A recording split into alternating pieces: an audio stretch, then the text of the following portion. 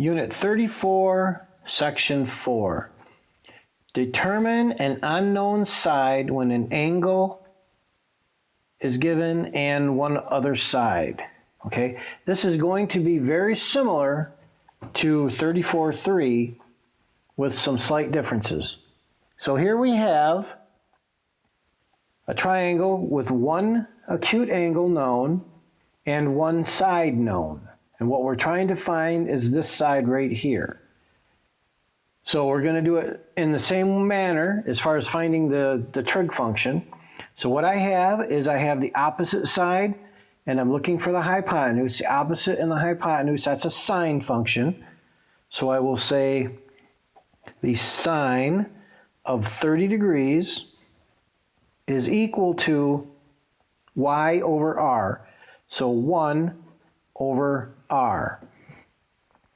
Now, I do not use the arc sign here because I'm given the angle. Remember, whenever you're given the angle, you use the normal sine, cosine, tangent. When you are not given the angle and you're looking for it, that's when you use the arc. I'm looking for a side here. Okay, so here we have one unknown, which is in the denominator right here. So what I need to do is I need to find what that side is. So let's use some algebra here to find out what this is. So this is in the denominator. Now there's two main ways you can get this out. One way you can get it out of the denominator is invert both sides. So that would give you 1 over sine of 30 is equal to r over 1. That's one way you can do it. Or you can multiply r out. So let's try it that way first. So if I multiply r out, that gives me r times the sine of 30 is equal to 1. So I'm still solving for r, so I divide both sides by the sine of 30. So that gives me 1 over the sine of 30, which we already knew right there. So it came to the same thing. So what is 1 divided by the sine of 30? So that means that r is going to be equal to 2. So that means that r is 2. Now I already knew this because I knew that the sine of 30 was 1 over 2. So whenever I'm doing something new, I like to try it with something that I know the answer should be. So therefore, when I work it out, I know that the answer should have been 2 because the sine of 30 is 1 over 2. So now that I'm confident with the way I did it, I can just use something that I don't know for sure. Let's say I've got here, and let's say that this, like I said before, all my angles look like 30, 60, 90. So let's say that this angle is 42 degrees, and I'm given this side as 7.5, and I am looking for this side right here. Okay, so that's opposite or y over x. That's a tangent function. So I would say the tangent of 42 degrees is equal to y over 7.5. Well, I multiply 7.5 out. Multiply by 7.5, I get y is equal to 7.5 times the tangent of 42 degrees. And I type it right in my calculator just like that. Most calculators, you do not have to hit the times button, but if it makes you feel more comfortable, you can. You can just go 7.5, and your calculator is going to know that you're talking about multiplication, so you can just hit tangent 42. You can also hit the times button if you want. So that side, y, is equal to 6.75. So let me think about this for a moment. Let me make sure that this number makes sense. I know that if this was 45 degrees, that these two sides would be the same. We already talked about that. At 45 degrees, your y and your x side are the same. This is pretty close to 45. It's just a little bit less than 45. That means that these two sides should be somewhat close to the same. This one should be a little bit lower than that one, and it is a little bit lower. So this makes sense. This answer makes sense to me. So in other words, if this side right here, if I figured all this out and this side were 10, then I know I did something wrong, because this side should be a little bit shorter than that side. If it was 1, I know that would be too much. So also on that end, I would know that I did something wrong. So you can use some of your knowledge about what the sides should be close to kind of figure out whether or not you might have done something wrong, you might not have. So let's take a look at another example here. Let's see if they have anything. Let's try on page 864. Let's look at number 12. Okay, so I've got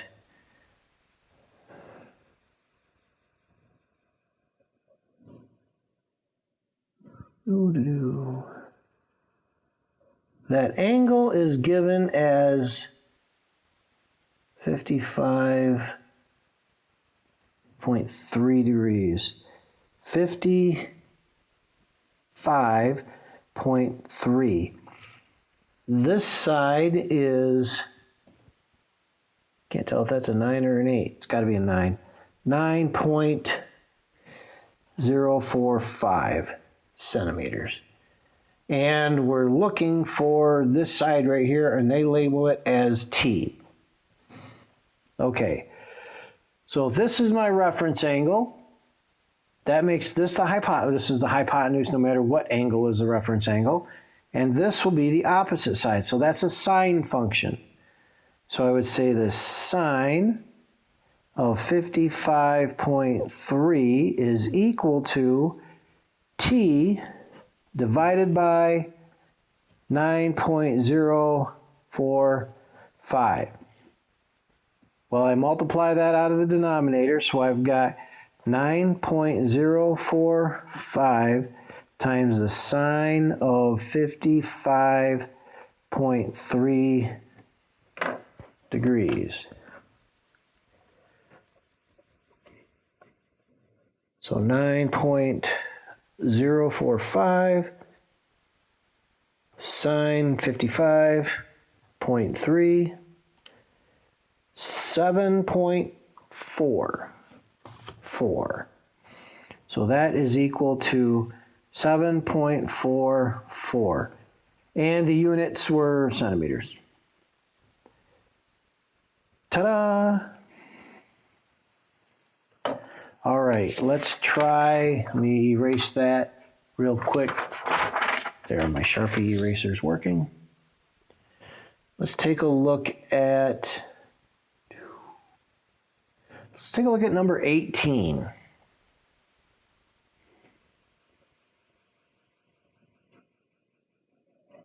Oop, that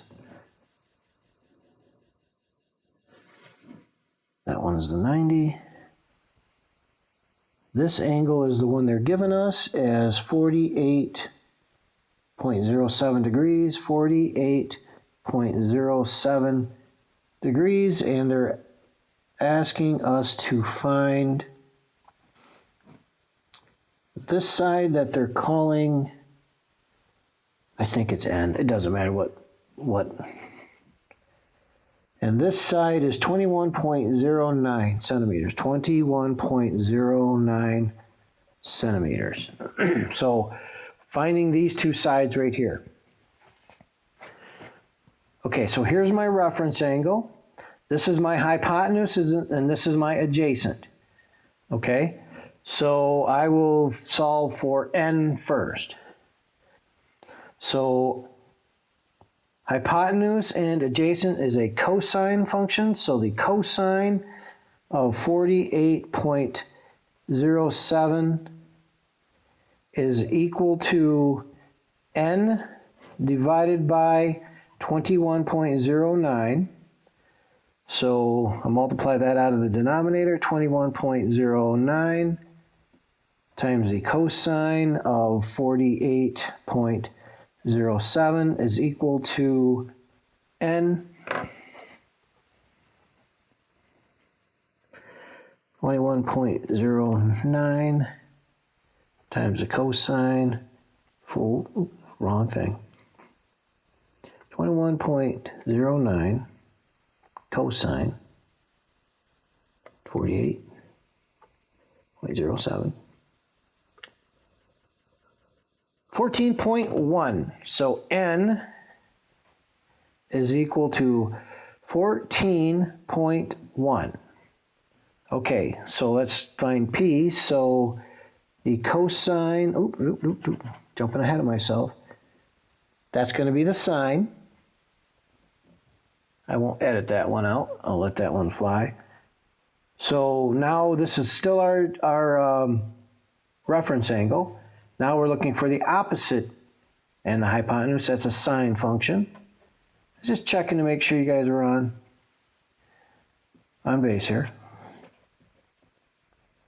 Is equal to p over 21.09. So 21.09 times the sine of 48.07 is equal to p. Oops. Didn't mean to write on the desk. 21.09 sine 48.07 equals 15.7.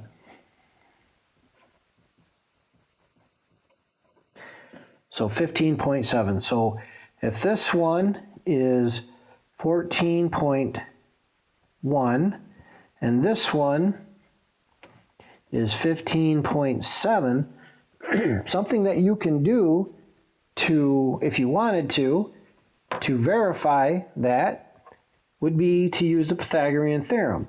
So this squared, or the square root of this squared plus this squared should be that.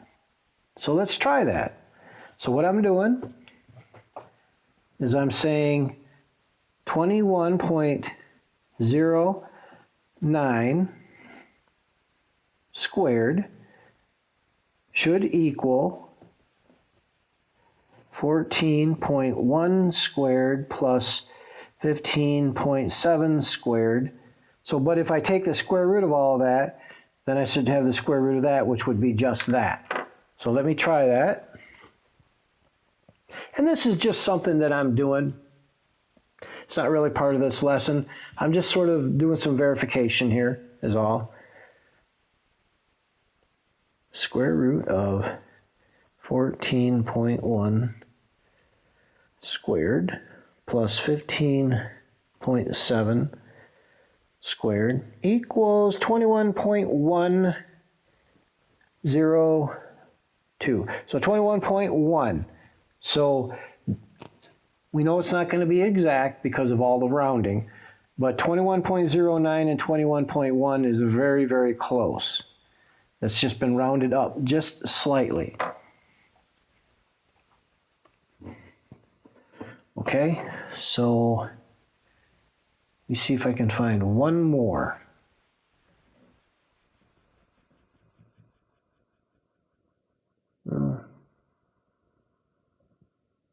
Let's look at number 16. Why not?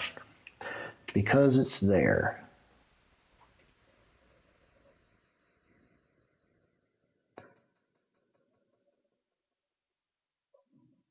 Right, I did do the right one there, right?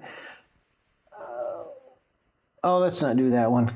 Let's make up some of our own stuff. Let's look at 17. Okay, so this is y,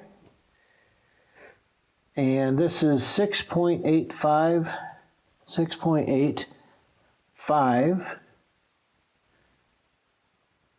and This angle is, I can't see that, 19.9. Okay, so this is my reference angle. This is the opposite side, and this is the adjacent. So that's a tangent function.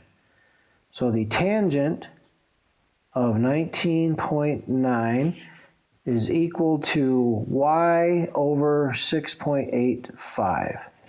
So multiply that out of the denominator times the tangent of 19.9 is going to equal y.